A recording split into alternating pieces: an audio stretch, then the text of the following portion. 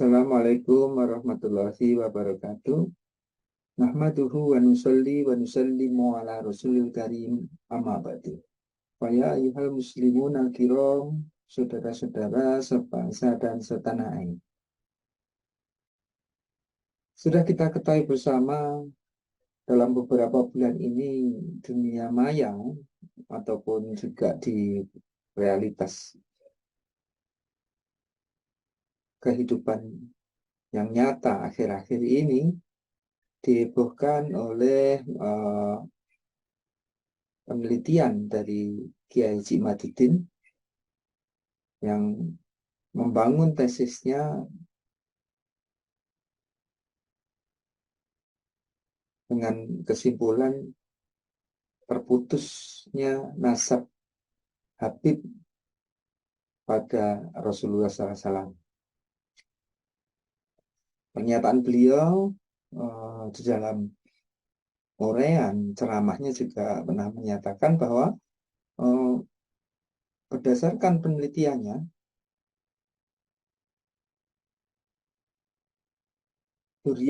klaim terhadap dzurriyyah Nabi di Indonesia ini belum terkonfirmasi secara ilmiah. Nah, ini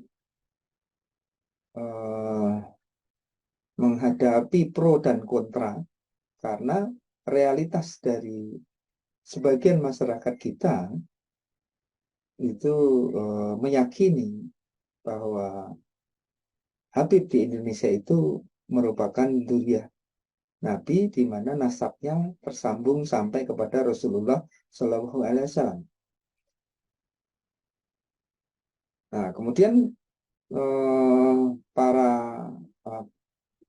cendekiawan Muslim kemudian menanggapi dengan tanggapan-tanggapan yang ilmiah, ataupun pula ada netizen yang memberikan komentar-komentar di dalam dunia maya, ya.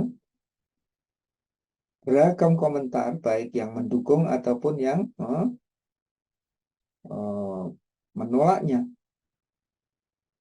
Lalu kemudian ada satu stigmatisasi atau pembangunan opini bahwa apa yang dilakukan Kiai Haji Imaduddin itu adalah bukan sebuah penelitian. Ada yang mengatakan tidak sah, ada yang mengatakan prematur, penelitian ini batal, dan beragam tanggapan lainnya. Apakah memang demikian? Di dalam konten kali ini kita mencoba untuk mereview apa yang dilakukan oleh Kiai Haji Imaduddin di dalam penelitiannya, ya, yang sebenarnya sudah bisa kita baca juga. Dipublikasikan penelitiannya dalam sebuah buku yang beredar luas di kalangan masyarakat pula, yang bisa dibaca. Namun kadangkala ada yang menanggapinya secara emosional, kemudian juga tidak mau membacanya. Yang penting kesimpulannya tidak sesuai dengan apa yang diyakininya. Ada yang menanggapinya ditarik ke persoalan keimanan, keyakinan. Ada yang berusaha objektif ini adalah sebuah kajian ilmu. Ya, tentunya terjadilah diskursus, perdebatan keilmuan, ya, yang mana terjadi kontra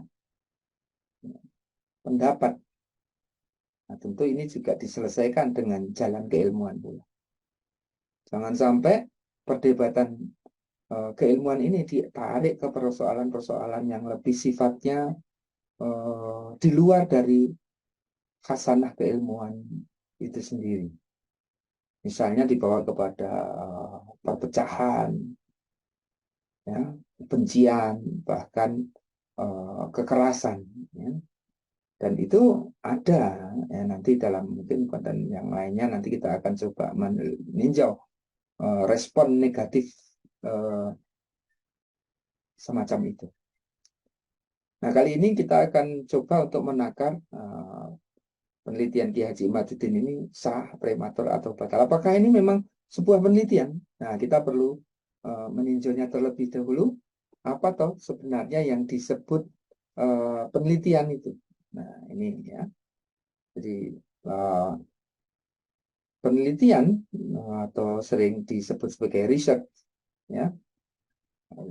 Riset ini sering didefinisikan sebagai satu proses investigasi. Jadi suatu proses penyelidikan, ya. Tapi penyelidikan ilmiah. Kalau seorang detektif, ya, melakukan langkah-langkah penyelidikan untuk membuktikan suatu kebenaran, ya. Nah, ini dalam kepentingan penyelidikan kriminal misalnya, polisian melakukan penyelidikan. Tapi dalam kepentingan intelektual, ya, tentu proses investigasi ini dilakukan dalam suatu kerangka ilmiah, ya, kerangka mencari kebenaran ilmiah. Nah, proses ini disebut sebagai penelitian kalau ini dijalankan dengan aktif, disadari, dan intens, secara tekun, sistematis. Ya, adanya sistematis, di mana tujuannya adalah untuk menemukan, bisa saja menemukan sesuatu yang baru misalnya, sesuatu yang tersembunyi, sesuatu yang mengungkap sesuatu yang masih belum jelas, ya. Ataupun pula untuk menginterpretasi, memberikan makna baru, makna yang sudah lama kemudian diinterpretasi, dimaknai kembali dengan data-data yang baru, mungkin diinvestigasi apakah memungkinkan ada pemaknaan yang lain dari apa yang sudah difahami sebelumnya. Atau bahkan bisa saja merevisi fakta-fakta yang sudah diketahui sebelumnya karena ditemukan fakta-fakta baru. Ya, kita melihat sesuatu yang ada di dunia ini kan, keterbatasan manusia tidak bisa lengkap untuk memahami sesuatu. Maka ilmu itu berkembang dalam pengertian bisa jadi fakta-fakta yang ada yang sebelumnya diketahui oleh masyarakat itu kemudian terungkap fakta yang lainnya.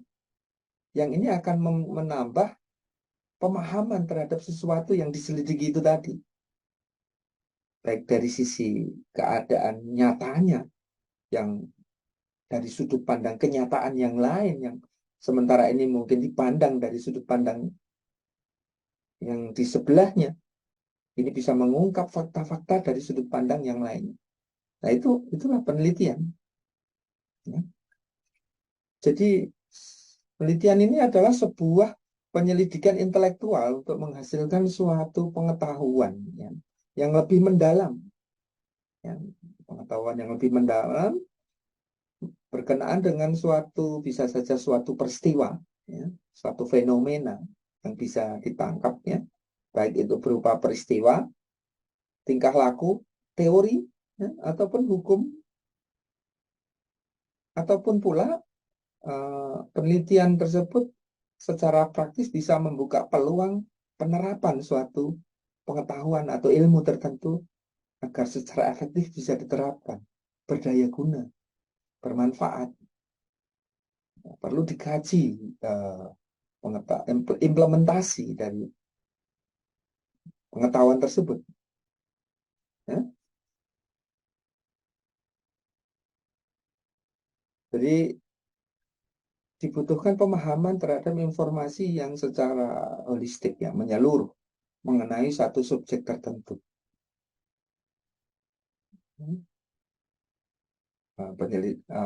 Contohnya kalau dalam hal ini kan terkait dengan nasab keturunan Nabi. Ya, jadi Nanti kita akan lihat sejauh mana penelitian Kiai Haji Imaduddin ini memenuhi kaidah-kaidah penelitian itu sendiri. Maka kita perlu mengkaji terlebih dahulu apa itu karakteristik penelitian, ya. Karakteristik penelitian. Jadi ada 3 yang perlu kita coba pahami, bahwa apakah kegiatan aktivitas yang penelitian Kiai Haji Imaduddin ini tentunya akan memenuhi kriteria ini, yaitu yang pertama adalah rasional, ya, rasional.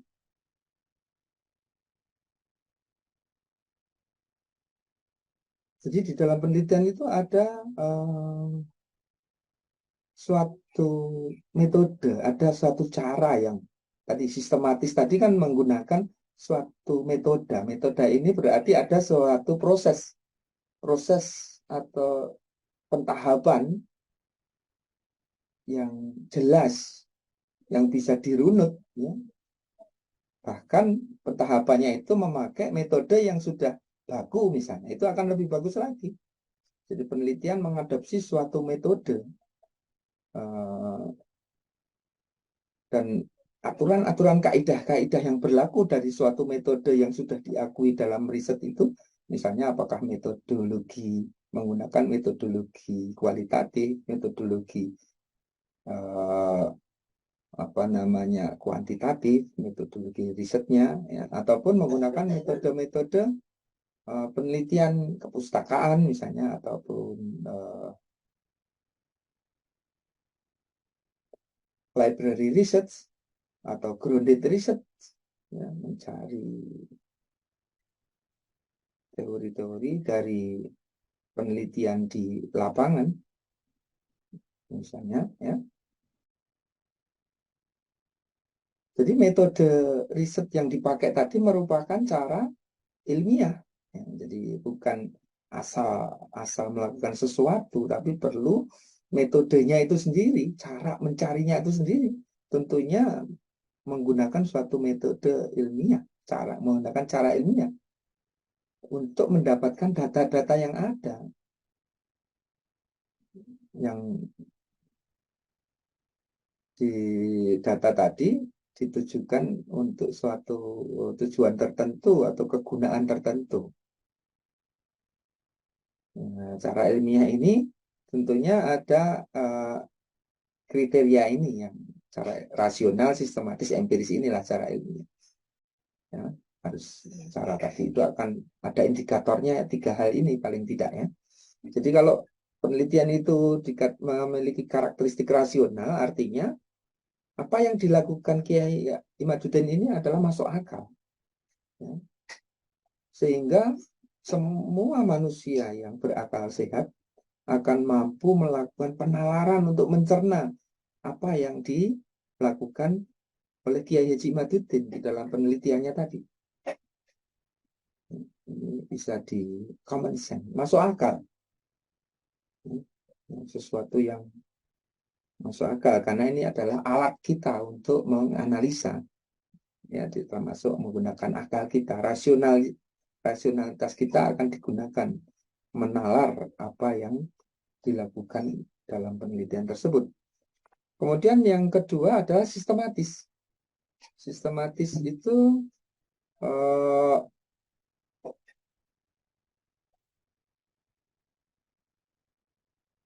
tentunya menggunakan langkah-langkah tertentu yang sifatnya logis, ya, tadi.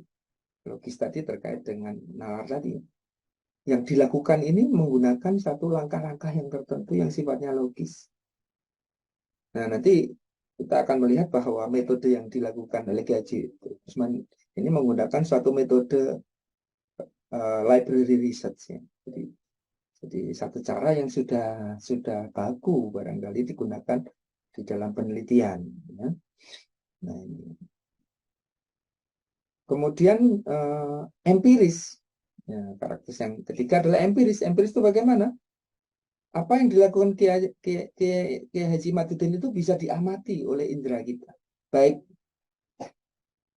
diamati secara indrawi oleh penelitinya, baik dengan mata kepala atau menggunakan alat, Ya, misalnya kalau meneliti tentang mikroba yang tidak bisa dilihat dengan mata kepala, maka dibutuhkan alat, misalnya mikroskop untuk mengetahui keadaan mikroba tadi. Atau meneliti benda langit, maka dibutuhkan teleskop untuk melihat dengan jelas. Nah, ini empiris, walaupun menggunakan alat, tetap bisa diamati, dicandra oleh indera manusia. Ini empiris, bisa dilihat ya. Kasat mata, misalnya begitu. Salah satu sederhananya misalnya begitu. Nah, ini tentunya ini juga bisa digunakan untuk menakar bahwa apa yang dilakukan Kiai Haji Matitin itu adalah sebuah kriteria riset, bukan sekedar apa ya, obrolan kesimpulan dari sebuah pendapat hasil dari obrolan warung kopi di pinggir jalan, ya, kemudian dikemukakan berkembang menjadi isu. Nah, tidak, tentunya apa yang dilakukan tadi itu adalah rasional, sistematis, dan empiris, dan itu bisa dilihat dalam dokumen risetnya. Nah, ini atau publikasi hasil risetnya. Ya, bisa ditelusuri kembali langkah-langkah tersebut sehingga kita bisa membacanya prosesnya, proses penelitian ya, dari hasil publikasi penelitiannya tersebut. Tidak hanya isu yang berkembang di masyarakat, tidak. Nah, kita perlu, makanya seorang peneliti akan mempublikasikan hasil penelitiannya, apakah melalui jurnal, melalui buku, ya, atau ya, itu kan alat publikasi. Kalau Kiai Haji Imaduddin di samping menerbitkan buku, ya, baik yang bukunya yang berbahasa Arab atau berbahasa Indonesia, itu bisa di download juga beliau juga mempublikasikan melalui situs resmi dari lembaga yang beliau kelola, yaitu sebuah lembaga pendidikan pondok pesantren ya, Nahdlatul Ulum. Dan kita sudah mengenal bahwa pondok pesantren itu memang tempat daripada institusi pendidikan yang jauh sebelum institusi pendidikan modern, dan para kiai kita sejak zaman dulu telah melakukan kajian-kajian dan penelitian, walaupun mungkin istilah penelitian yang sekarang ini yang lebih dikatakan berkembang di dunia perguruan tinggi, sebenarnya sudah dilakukan pula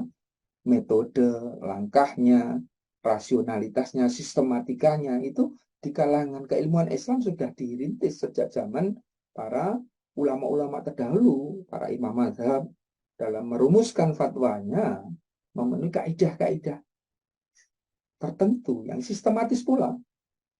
Maka dalam penelitian agama bisa merujuk metodologi yang klasik yang telah berkembang dalam dunia Islam ataupun yang modern. Ya, Kiai Haji Matitin ini nampaknya memadukan baik metodologi ilmiah,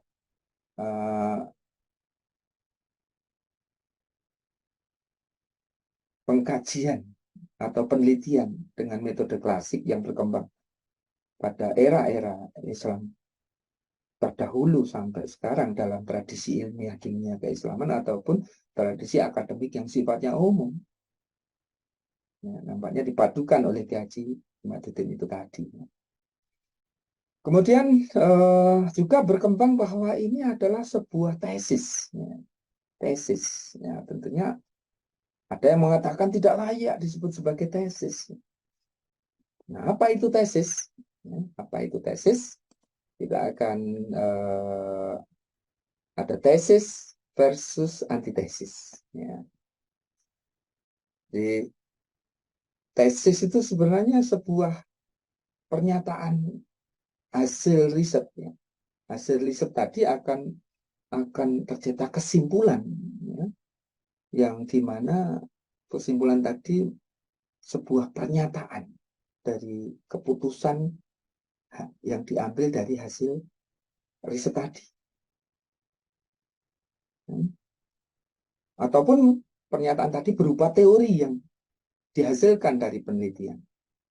Nah, pernyataan tadi, ya, tentunya Kiai Haji Imaduddin membuat satu pernyataan setelah melakukan upaya untuk menakar kesahihan nasab Alawi dengan metodologi penelitian yang dipakai.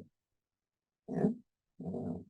Coba nanti kita lihat di belakangnya apa metodenya yang dipakai.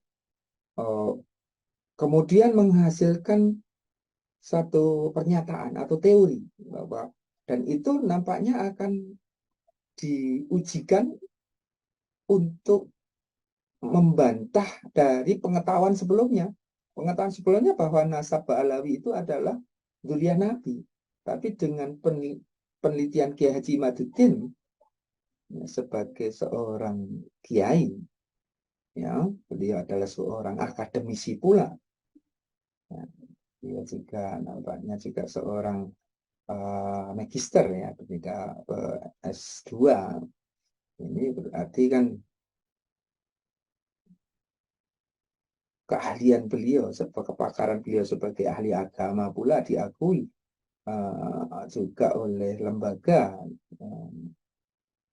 pendidikan ya, tentunya kan yang menaungi pondok pesantren karena beliau memiliki pondok pesantren. Kemudian Nahdlatul Ulama, beliau sebagai pengurus juga daripada Nahdlatul Ulama yang diakui ya, sebagai kiai ya. Ya, beliau memiliki santri, memiliki lembaga pendidikan yang secara formal diakui oleh negara juga ya. Artinya beliau mendeklar pernyataan atau teorinya itu didukung argumentasi-argumentasi yang dikemukakan ya, yang tadi kami dalam judul bukunya itu adalah terputusnya nasab Habib di Indonesia pada Rasulullah Shallallahu Alaihi Wasallam. Ini sebuah pernyataan yang nampaknya membantah klaim atau pengetahuan sebelumnya, bahwa sebelumnya kan menyatakan ada yang mengklaim bahwa dia nasab Ba'alawi ini tersambung. Lalu penelitian Ki Haji Usman mendeklar satu hasil di mana adanya keterputusan nasab di situ. Ya. Dan pernyataan ini, teorinya ini dimaktubkan, ditulis dalam sebuah karya ilmiah yang memaparkan secara ilmiah. Yang tadi, sesuai kriteria tadi, ada logis, sistematis tadi. Ya.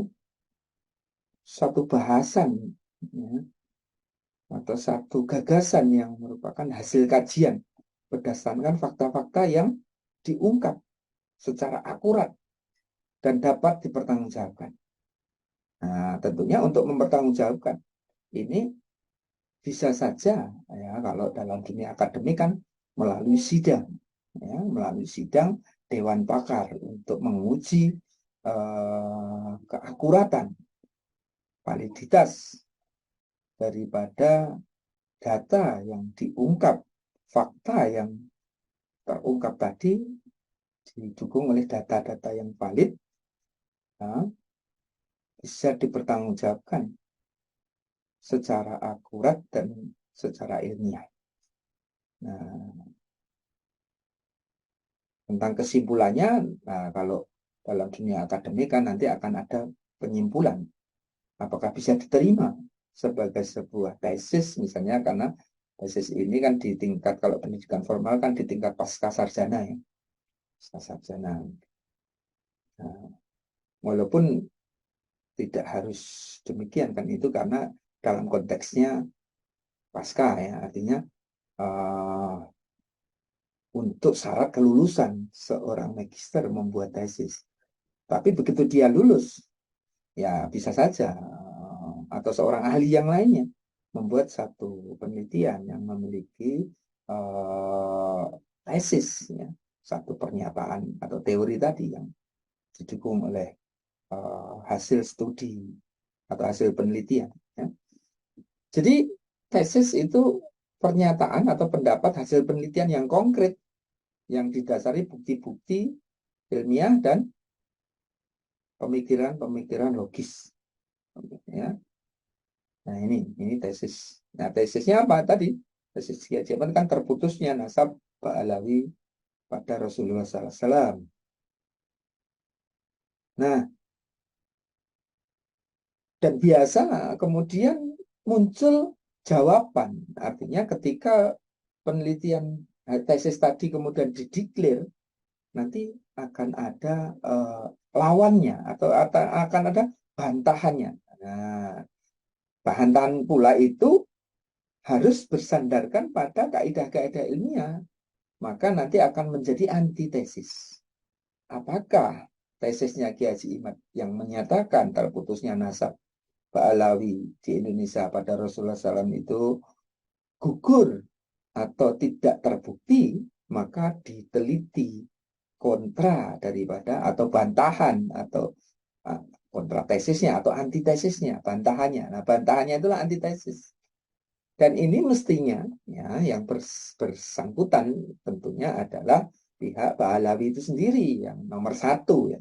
Walaupun tidak menutup kemungkinan para cendekiawan yang lainnya yang juga melakukan riset. Jadi tidak harus Pahlawi, tapi juga para cendekiawan yang lainnya, ya pihak yang lainnya. Walaupun tentunya urgensi pertama, keduanya, yang pertamanya pihak Kiai Haji Imaduddin menggugat keabsahan ya nasab, kesahihan ya, kesahihan bukan keabsahan, kesahihan nasab, sahih tidak ini ya, lalu sampai pada satu kesimpulan terputus, lalu tentunya pihak yang kedua yaitu yang digugat adalah Ba'alawi sendiri yang menjadi objek penelitian ini adalah nasab Ba'alawi ini sendiri, maka pihak Ba'alawi akan menjawab bahwa secara ilmiah dibantah bahwa nasabnya tersambung.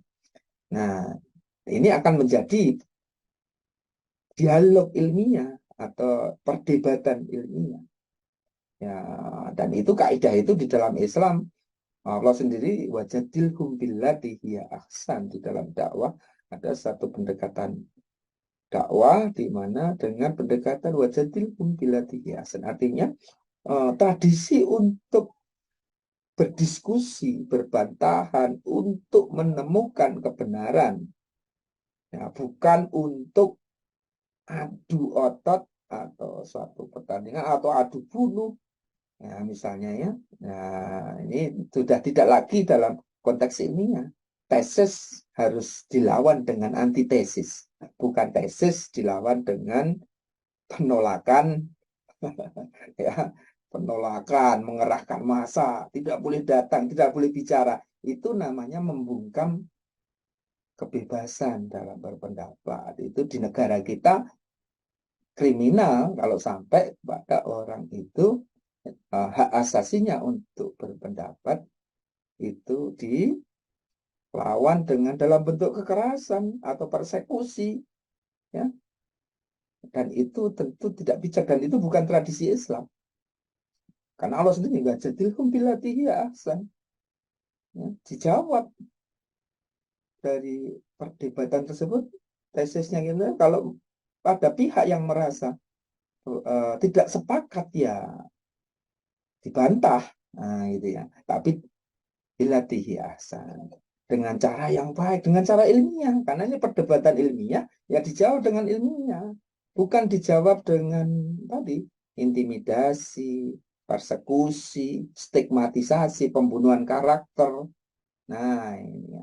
Nah kalau perilaku para netizen kan sulit terkontrol, perilaku masyarakat juga mestinya dikontrol oleh para pemangku-pemangku masyarakat. Jangan sampai malah para pemangku masyarakat memprovokasi terkait dengan perdebatan ilmiah ini dengan jawaban yang tidak cocok, tidak relevan. Ya, artinya apa? Orang memaksakan kehendaknya dan membungkam dengan cara-cara kekerasan itu bukan cara Islam. Kan? Jadi harus dijawab dengan antitesis. Nah, dengan cara ilmiah pula. Nah, kita melangkah ke Kiai Haji Imaduddin. Ya, kalau kita lihat dalam pernyataan beliau bahwa sebenarnya ini termasuk apa atau penelitian Kiai Haji Imaduddin ini adalah penelitian verifikatif. Ya, jadi kalau kita melihat karakteristik ataupun apa itu penelitian verifikatif, ini adalah sebenarnya jenis penelitian terapan yang memiliki tujuan untuk menguji kebenaran atau suatu landasan teori. Jadi kalau kebenaran Yang digugat itu adalah misalnya ketersambungan nasab. Klaim ya. Klaim ketersambungan nasab Ba'alawi kepada Rasulullah. Kemudian digugat klaimnya itu. Dan diuji kesahihannya. Nah, itu tidak masalah sebenarnya. Jawab saja dengan ilmiah tadi. Atau satu teori yang sudah ada di masyarakatnya. Ya, sama halnya dulu, zaman dulu kan, dalam perkembangan ilmu ini kan ada teori bumi itu datar, kemudian dibantah dengan kajian ilmu pengetahuan, tapi dijawab dalam masa pertengahan itu dijawab dengan ya kekerasan, dibunuh, dihukum karena bertentangan dengan dogma-dogma yang ada. Nah, itu kan itu sejarah kelam, jangan sampai terulang. Ya.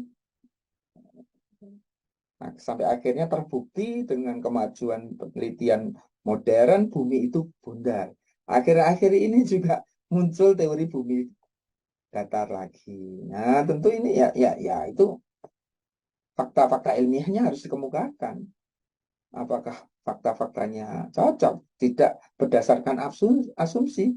Karena penelitian sebelumnya sudah ada. Kalau digugat ya ternyata dia rapuh, tidak terbukti bahwa bumi itu datar karena tidak hanya dalam penelitian ilmiah, tapi juga secara empiris.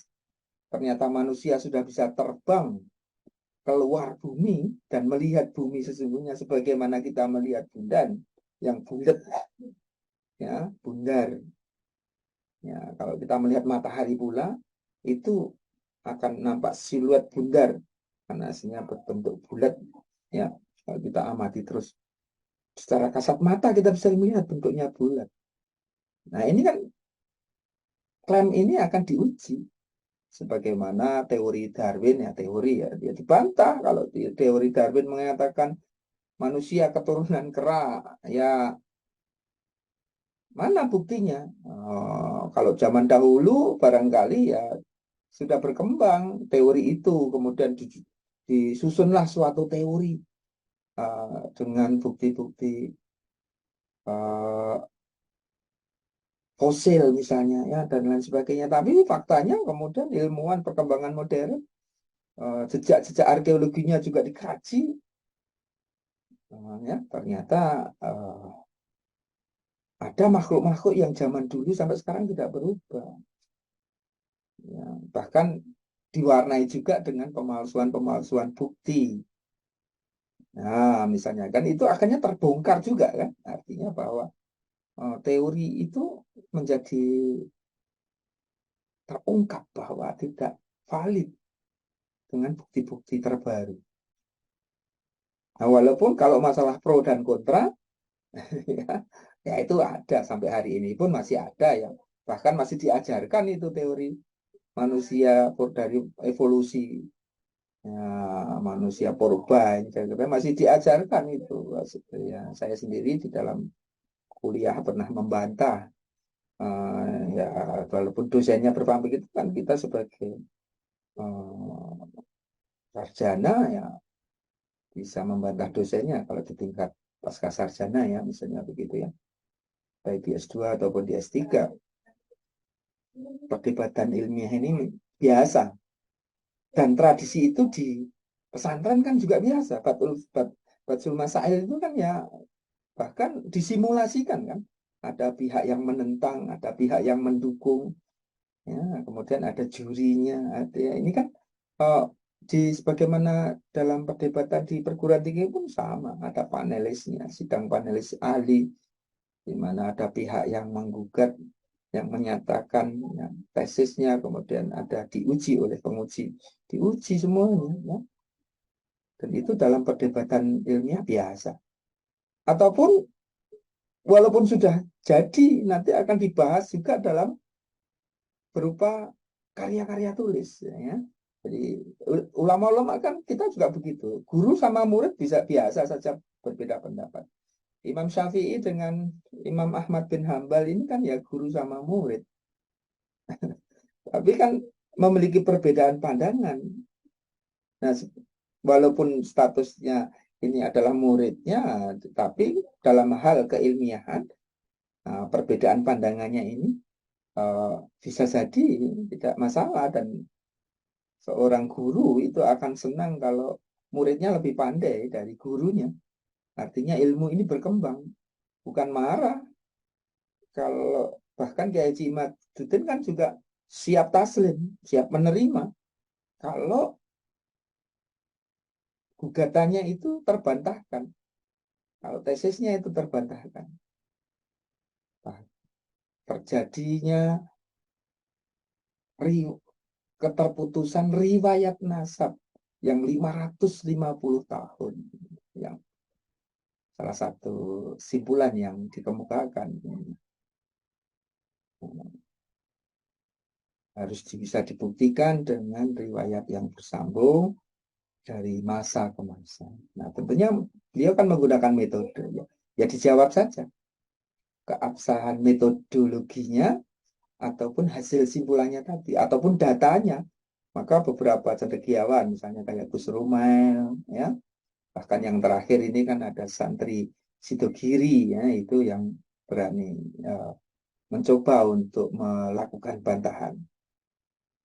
Dan biasanya sebagai menulis kitab juga, ya, kemukakan tidak harus dengan bertemu langsung juga, menulis kitab bantahannya dijawab dengan kitab, sehingga perdebatan ilmiah ini cukup menarik, menjadi khasanah, memperkaya wacana akademis, bukan dikotori dengan persekusi, stigmatisasi, penggeraan massa, ya.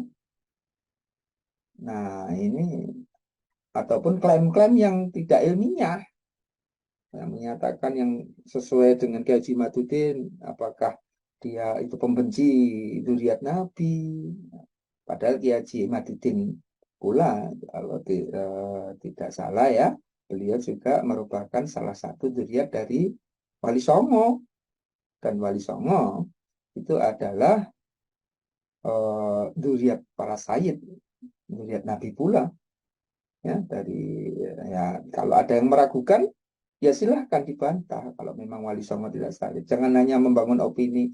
Kan ada juga yang mengatakan bahwa nasab Wali Songo itu tidak sah, terputus karena jalur perempuan, karena sudah tidak ada keturunan lagi dan lain sebagainya. Nah, tidak perlu ditanggapi dengan emosi, ya, namanya pendapat. Tapi kalau itu hanya opini, ya opini dijawab dengan opini. Ya,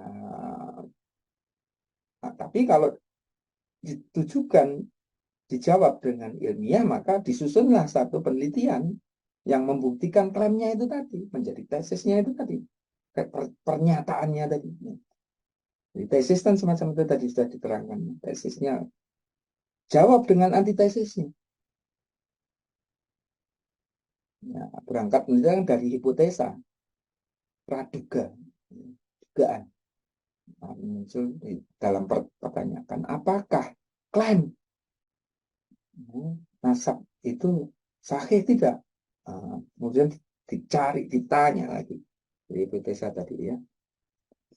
Nah, ini tentunya penelitian verifikatif Kiai Haji Imaduddin ini adalah untuk membuktikan kebenaran dari yang ada ini, ya.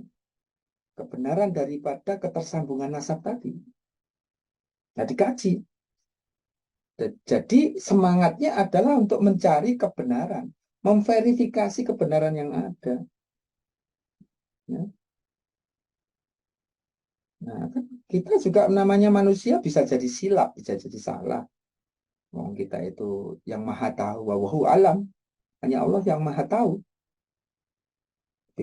Allah yang lebih mengetahui kebenaran. Nah, kita hanya berusaha untuk mencari, memverifikasi kembali. Apakah kemudian memantapkan kebenaran yang ada atau menggugurkannya, itu saja. Nah, inilah tugas para ahli ulama juga. Ya, jadi metodenya yang dipakai oleh Kiai Haji Imad kan library research. Ya, artinya ada di dalam penelitian perpustakaan, ya, library research ini penulis menggunakan data-data ilmiah dari kitab-kitab nasab dan kitab-kitab yang lainnya dari masa ke masa. Karena ini adalah suatu riwayat. Ya, riwayat itu kan informasi itu kan ditelusuri dari dikenal dengan istilah apa namanya sanad itu tadi ya. Kalau dalam hal riwayat dia disampaikan secara turun temurun. Kemudian kalau dalam ilmu hadis misalnya demikian kan kaidahnya. eh, tapi apakah itu bisa dibawa menjadi dalam konteks ilmu nasab bagaimana? Nah, tentu eh, Kiai Haji Imaduddin mencari datanya dari kitab-kitab nasab dari masa ke masa, baik kitab nasab ataupun kitab-kitab yang lain. Nah, makanya library research, karena yang di sumber datanya dari naskah. Ya. Nah, Dr. Menachem Ali itu yang pakar filologi, ya beliau seorang doktor ahli filologi ini, yang ahli dalam meneliti naskah-naskah kuno. Tentunya beliau juga sangat paham metodologi itu, dan beliau juga menanggapinya salah satunya perlu untuk mencari informasi itu dari kitab-kitab nasab dari zaman ke zaman. Nah, Nah, kitab-kitab nasab dan kitab lain tadi yang menunjukkan data terkait dengan nasab Ba'alawi tadi diolah secara sistematis, rasional, dan valid sebagaimana karakter penelitian yang di depan tadi sudah diterangkan, ya tentunya. Nah, dan permasalahannya adalah data-data tadi untuk mengungkap apa toh? Untuk mengungkap kebenaran bahwa para habib itu adalah cucu baginda Nabi Shallallahu Alaihi Wasallam yang mengalir di dalam tubuhnya darah Rasulullah sebagaimana klaim beberapa habib. Oh, ya. Nah, ini dicarilah kebenarannya. Nanti dari apakah benar? Dipertanyakan, apakah benar klaim tersebut? Nah, kalau benar, ya valid, ya alhamdulillah. Kalau tidak, ya itu hasil temuan dari kajian. Nah, tinggal benar atau tidaknya tadi kan perlu sikapnya bagaimana menyikapinya. Itu kan rekomendasi hasil penelitiannya, ya.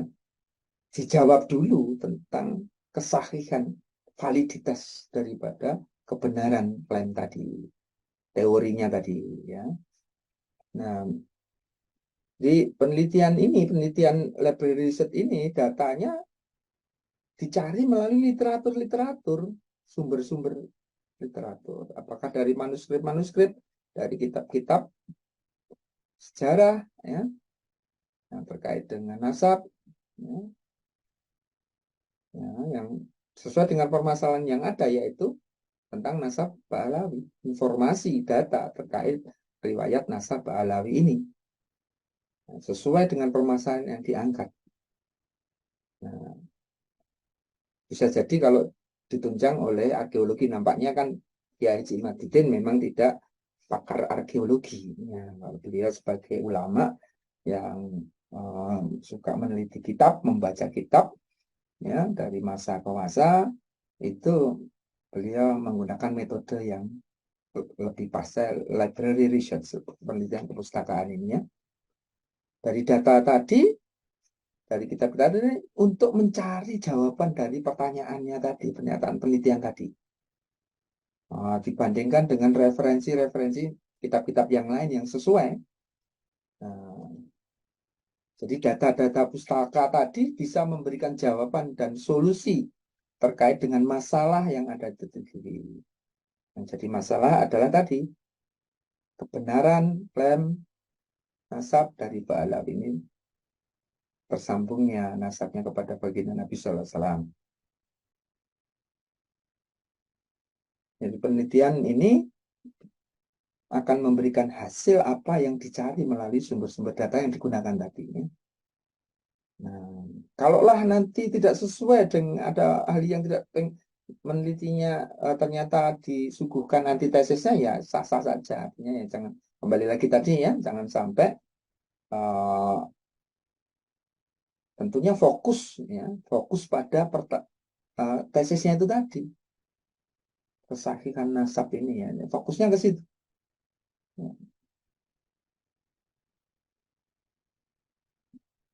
Nah, lalu eh, tujuan dari penelitian Ki Haji Imaduddin ini kan untuk menakar kesahihan.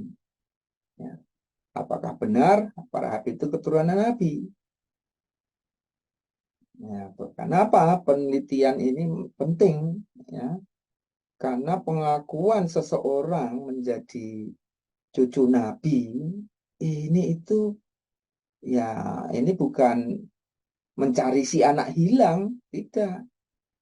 Ini kan memiliki dampak sosial dan keagamaan karena yang diklaim itu adalah nasab yang mulia, ya, yaitu nasabnya baginda Nabi SAW. Sehingga yang berkepentingan ya umat Islam itu sendiri. Nah, para kiai itu lebih berkepentingan karena kiai kan yang menjaga umat. Ya. Orang awam bisa saja terkena dampak sosial. Ya, contohnya misalnya fenomena ya ini kan mungkin terlepas dari penelitian kesahihan nasab ini kan terjadinya fenomena eh, orang yang menyalahgunakan nasab kemuliaan nasab baginda Nabi untuk kepentingan ekonomi, untuk kepentingan politik. Ya itu perlu penelitian juga. Apakah bahwa tendensi ekonomi tadi ya dan itu ada terungkap fakta-fakta di lapangan pula bahwa ada oknum yang memanfaatkan nasab untuk nasib bahkan eh, kalau menggunakan istilahnya Ki Haji Maimun Zubair ya bodoni digunakan untuk bodoni ya. Ya, walaupun kemudian yang dibodoninya pun diminta untuk ya maklum saja berhusnudon ya ya itu kan personal tanggapan ya tanggapan dari dampak suatu perbuatan tadi kan ini sebenarnya terlepas dari penelitian ini sendiri ya, karena penelitian ini tidak mengarah ke situ ya tidak ada hubungannya dengan oknum perilaku oknum tadi tapi bahwa ada kepentingan untuk kehidupan sosial dan keagamaan ini terjaga karena konsekuensi dari pengakuan ini ya. Dan itu sudah disadari oleh para dzurriyyat Nabi. Bahkan kalau kita membaca daripada beberapa uh, pernyataan dari keturunan Wali Songo bahwa ada wasiat daripada misalnya para sunan ini untuk tidak sembarangan menceritakan nasabnya kepada keturunannya sendiri untuk menjaga kemuliaannya. Jadi kalau yang bahkan menolak yang tidak sesuai kriteria dalam tidak diaku sebagai keturunannya. Nah, begitu kan. Sunan Giri kalau tidak salah ya. Jadi kalau yang tidak sesuai dengan kriteria daripada sebagai menjaga kemuliaan dzurriyyat Nabi ini, maka dia tidak diakui sebagai cucunya. Maka disembunyikan untuk tapi bagi yang keturunannya tentu ini menjadi sebuah tanggung jawab ya sebagaimana kita juga sama walaupun kita ini bukan dzurriyyat Nabi ya, paling tidak yang dzurriyyat Nabi Adam jadi kemuliaan Nabi Adam ini harkat dan ketinggian martabat kemanusiaan harus dijunjung tinggi karena itu adalah warisan kakek kita Nabi Adam.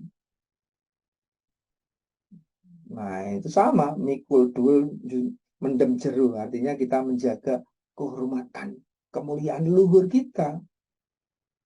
Ya. Nah, ini ada dampak sosialnya ini, jadi keagamaan ataupun sosial. Nah, ini perlu dikaji juga ini. Ya. Dan fenomenanya, kita hanya menangkap fenomenanya tadi ya. Ada sosial, politik, ya ini sudah bisa ditangkap, tapi mungkin perlu penelitian tersendiri, tidak ada kaitannya dengan penelitiannya Ki Haji Imaduddin ini. Jadi kalau mengkaitkan antara penelitian ini dengan oknum, perilaku oknum itu salah, tidak nyambung. Karena ini apakah dia oknum atau tidak, Itu kan menyangkut pribadi, perilaku pribadinya. Tapi ini yang ditakar adalah nasabnya. Ya, nasab para Habib. Nah, siapa Habib ini? Ya tentunya Bani Alawi ini ya. Nah, karena ini yang ditakar oleh Kiai Haji ini terlepas dari oknum ataupun oknum-oknum yang berperilaku semacam itu. Ya, karena latar belakang tentunya ini tidak nyambung dengan ini. Kalau seandainya para oknum itu betul zuriat Nabi, kelakuannya salah, ya tetap salah.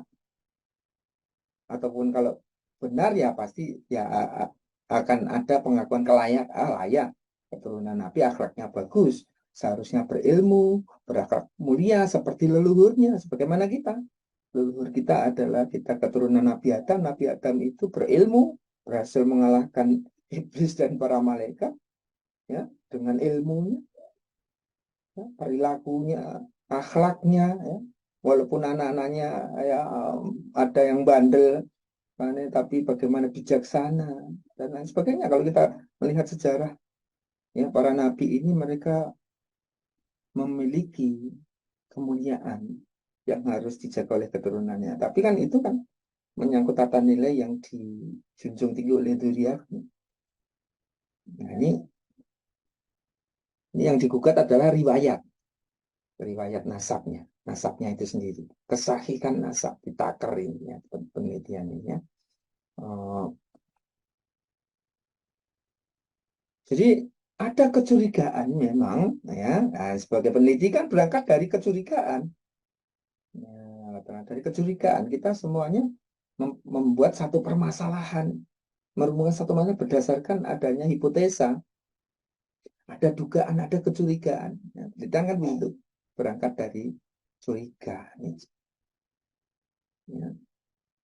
Ada kelompok yang dicurigai menisbahkan dirinya kepada Nabi Muhammad Shallallahu Alaihi Wasallam dalam hal nasabnya, dan itu tidak ada dalam kasus ini. Ya, nanti ada dalam kasus-kasus sejarah pencangkokan dan pengakuan nasab Nabi oleh oknum-oknum yang tidak bertanggung jawab itu eh, karena membawa dampak sosial dan keagamaan, maka ini perlu dikaji oleh para ulama, ya.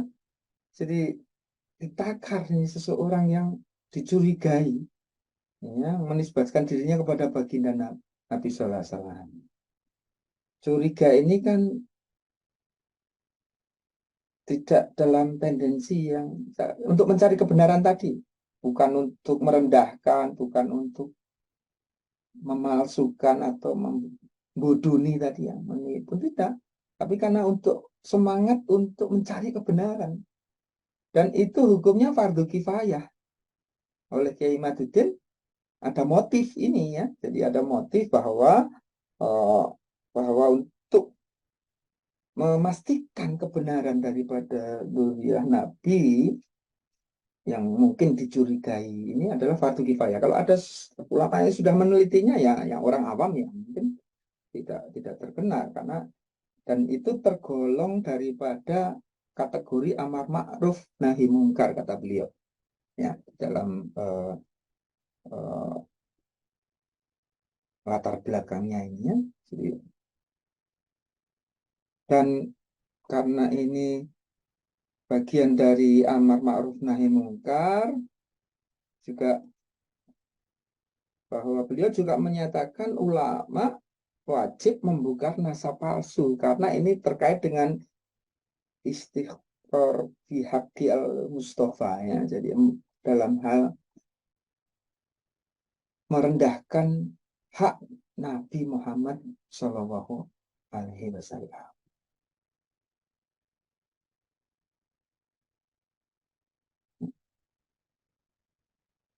Membongkar nasab-nasab yang mencurigakan ini adalah kewajiban para alim ulama dan telah dilakukan oleh ulama-ulama di masa lalu. Jadi sudah ada presidennya bahwa di masa lalu pula sudah ada nasab-nasab yang mencurigakan dan itu dibongkar oleh para alim ulama. Ya, makanya beliau juga mengemukakan berdasarkan dari kaidah dari Imam Ibnu Hajar Al-Haytami, ya, di mana sudah sepantasnya, seyogianya bagi setiap orang yang itu memiliki kecemburuan terhadap nasab mulia Nabi Muhammad Shallallahu Alaihi Wasallam. Kita juga sebagai umatnya kan ya, tidak sembarangan ini nasab mulia ini, ya. Dan orang yang berilmu itu perlu mendobitnya, ya, perlu memeriksanya, sehingga orang itu tidak sembarangan untuk menisbatkan diri kepada baginda Nabi SAW dalam hal nasabnya, ya, kecuali dengan hak, ya, kecuali dengan hak, dengan sejatinya, dengan sebenarnya. Maka ini harus dijawab, artinya kecurigaan tadi itu dijawab dengan riset. Nah, itu ilmiah, bukan dijawab dengan apa ya, stigmatisasi, doktrin dan lain sebagainya. Harus dengan riset. Karena bihaki ini tentunya dibutuhkan penelusuran tentang kebenarannya.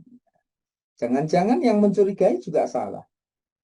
Husnudonnya itu tidak berlandaskan suatu dalil dan hujah yang jelas. Satu dasar argumentasi yang bisa dipertanggungjawabkan. Maka langkahnya ya harus menggunakan langkah-langkah penelitian sebagaimana yang dilakukan oleh Kiai Haji Imaduddin. Ya. Jadi maka kaidah inilah yang beliau menjadikan sandaran. Ya. Lalu ternyata ulama-ulama terdahulu juga beliau juga mengatakan bahwa ulama terdahulu membongkar, ya, nasab dzurriyyah Nabi yang mencurigakan, itu Hasyim Al-Andalusi dan Imam Tajuddin As-Subki membongkar kepalsuan nasab Bani Ubaid. Al-Hakim An-Nasaiburi yang membongkar kepalsuan nasab Abu Bakar Ar-Razi yang mengaku keturunan Muhammad bin Ayyub Al-Bajali. Nah, ini kan berarti sudah ada presidennya, artinya sudah ada penelitian ulama sebelumnya yang membongkar nasab-nasab yang mencurigakan. Nah, kalau dalam konteks tesisnya Kiai Haji Imaduddin ini adalah mencurigai nasab Ba'alawi yang terputus, ini kan penelitian mutakhir mode sekarang. Ini penelitian yang terdahulu, Az-Zahabi membongkar kepalsuan nasab Ibnu Dihya Al-Andalusi. Ibnu Hajar Al-Asqalani yang membongkar kepalsuan nasab Syekh Abu Bakar Al-Qumi. Nah, ini kan berarti sudah ada ulama-ulama yang dengan kecurigaannya kemudian melakukan riset untuk membongkar tadi, ya, dengan satu kaidah-kaidah berawal dari zon, ya, kecurigaan tadinya. Kemudian kecurigaan tadi harus dijawab dengan satu kegiatan riset tadi, ya, membuktikan dihaki itu tadi, ya, untuk membuktikan kebenaran, ya, ya, karena bukan hakim. Ya kan ada kalau dalam pengadilan kan pembuktian terbalik, siapa yang mengklaim kebenaran dia yang harus membuktikan. Misalnya dalam hal korupsi, nah, ini cerita yang lain, ya, artinya kan ada bisa saja pembuktian yang pihak tergugat membuktikan sendiri dia.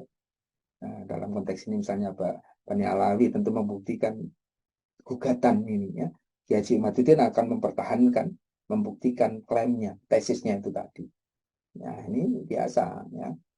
Bahkan penentuan qadhi ini, ya, karena kita mungkin kalau mau diangkat kepada pengadilan, ya bawa alam, ya, artinya kan tentunya klaim ini legal standingnya siapa yang menggugat kemudian diangkat dalam pengadilan untuk qadhi memutuskan berdasarkan gugatan dan bukti-bukti yang terkait, lalu pihak tergugat juga membantah dengan bukti-bukti yang mendukung bantahannya tersebut. Nah, nanti qadhi, ya, hakim ini yang akan memberikan putusan. Nah, makanya kalau ada kecurigaan terhadap nasab-nasab, apalagi seorang ulama kemudian mencurigai, kan karena ilmunya dia harus melakukan pembuktian sebagai tanggung jawabkan sebagai ahli ilmu. Karena sebagaimana pernyataan Kiai Haji Imaduddin bahwa di dalam bukunya juga bahwa eh, wajib bagi ulama yang memiliki ilmu, yang mengetahui tentang batalnya nafsu seseorang, yang menisbatkan dirinya kepada nasab baginda Nabi SAW, ya, jadi batal dari berdasarkan ilmunya ini batal eh, untuk disebarkan, ya, kepada orang lain. Jadi artinya Kiai Haji Imaduddin memiliki tendensi semacam ini, bahwa beliau dengan ilmunya memahami, mengetahui batalnya nasab Alawi, kemudian dideseminasikan dalam sebuah pernyataan ilmiah berupa tesis tadi untuk diketahui khalayak. Khalayak bisa memverifikasi, semua ahli akan bisa memverifikasi. Akan lebih bagus sebenarnya kalau verifikasi ini dijawab dalam sebuah simposium internasional sekalian. Artinya mestinya kalau saya berharap ya RA, ya, Robito Alawiyah ini sebagai institusi tidak berdiam diri untuk menanggapi isu ini dengan alasan bahwa sudah masyhur, dikenal, ya, eh, bahkan dari generasi ke generasi bahwa Pak Alawi ini nasabnya sampai kepada baginda Nabi. Tapi Kiai Haji Imaduddin kan membantah dengan penelitiannya bahwa masyhurnya ini ada, tidak sejak awalnya, ada keterputusan selama 550 tahun. Tinggal dibuktikan saja.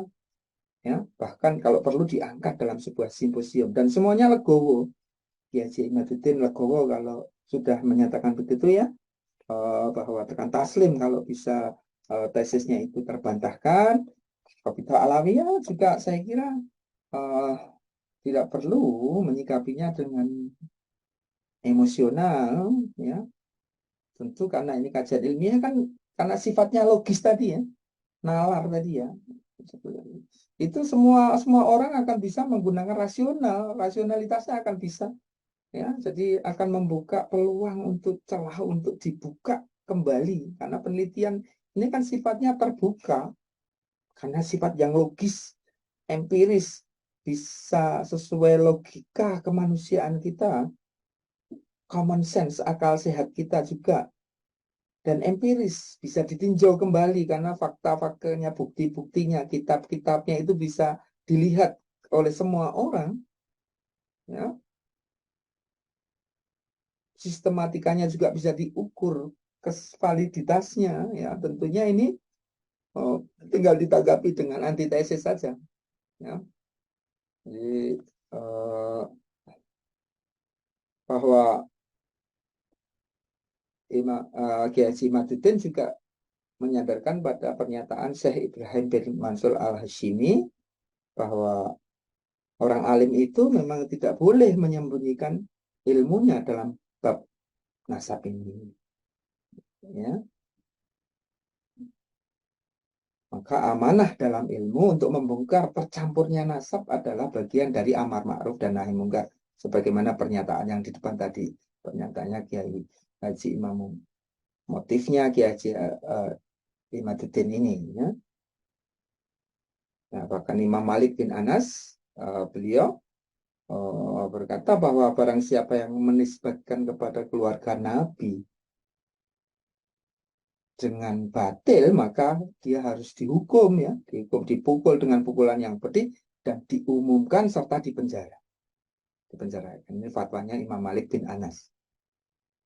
Nah, tentunya ini yang menjadi landasannya dari Kiai Haji Imaduddin, ya. Ya, saya kira begitu. Artinya kalau kita lihat dengan kriteria penelitian itu sendiri, ya, apa itu tesis tadi, ya, tentunya eh, tesisnya Kiai Haji Imaduddin harus dihargai sebagai sebuah hasil kajian ilmiah, ya, ada metodologinya, ada latar belakangnya, ada rumusan masalahnya, identifikasi masalahnya cukup jelas, ada landasan berpikirnya, ya, landasan berpikir penelitiannya Kiai Haji Imaduddin ini, ya, mengacu pada metodologi penelitian apa namanya library research, penelitian pustaka berdasarkan kitab-kitab nasab dari zaman ke zaman ataupun kitab-kitab pendukung yang lainnya, kemudian diolah, dianalisa sampai pada satu kesimpulan terputusnya nasab Alawi, tinggal dibantah dengan pendekatan penelitian juga. Apa yang fokus saja menjadi apa yang menjadi gugatan Kiai Haji Imaduddin tadi, bahwa gelapnya ketersambungan riwayat nasab berdasarkan bukti ya, apa selama 550 tahun tadi yang bisa menghubungkan kegelapan riwayat nasab 550 tahun, bahkan terakhir ada pernyataan yang baru bahkan lebih panjang lagi 650 tahun, dan itu terjadi dalam diskusi ilmiah, dalam bantahannya terhadap Gus Habib Kumail ya. Ini kan itu sesuatu yang elok. Jadi masyarakat tercerahkan dengan perdebatan ilmiah ini, bukan terprovokasi, bukan diajari kebencian, bukan diajari memprovokasi, mempersekusi, seolah-olah ini adalah sebuah sebuah pertarungan ya, fisik, adu otot ya, sangat jauh dengan akhlak para alim ulama terkait dengan tersebut. Masing-masing memiliki landasan kajian keilmuan yang tentunya harus dijawab dengan kajian keilmuan pula. Mungkin itu ya terserah panjenengan semuanya. Apakah menganggap penelitian Kiai Haji Imaduddin ini hanya sekedar isu yang digelontorkan, apalagi yang mengkaitkan dengan isu politik lah dan lain sebagainya dalam pilpres, saya kira kok jauh panggang dari api ya. Monggo kita nikmati saja diskusi ilmiah ini, tapi jangan dikotori dengan hal-hal yang jauh dari logika nalar ilmiah yang mestinya dalam peradaban keislaman yang sudah maju, yang pondasinya sudah diletakkan para alim ulama kita, dan berdasarkan kitabullah wa sunnati rasul ya, ulama-ulama kita itu membuat contoh dan kaidah-kaidah untuk kemaslahatan umat ini ya. Jadi tradisi keilmuan ini harusnya dikembangkan apapun nanti hasil keputusannya ya. Saya kira tidak kurang pakar ahli nasab ataupun ahli agama, ahli kitab kuning dari kalangan Robita Alawiyah yang perlu diajukan, ataupun yang tidak, yang berkait dengan apapun juga bisa, karena ini adalah kajian keislaman yang terbuka ya. Jadi saya kira itu. Baik, terima kasih atas perhatiannya. Sehat selalu untuk semuanya. Semoga kita dilimpahi rahmat dan barokah ilmu, membawa manfaat kehidupan kita di dunia hingga di alam kehidupan setelah kematian kita, beserta keturunan-keturunan kita dan kaum muslimin pada umumnya. Wabillahi taufiq wal hidayah. Assalamualaikum warahmatullahi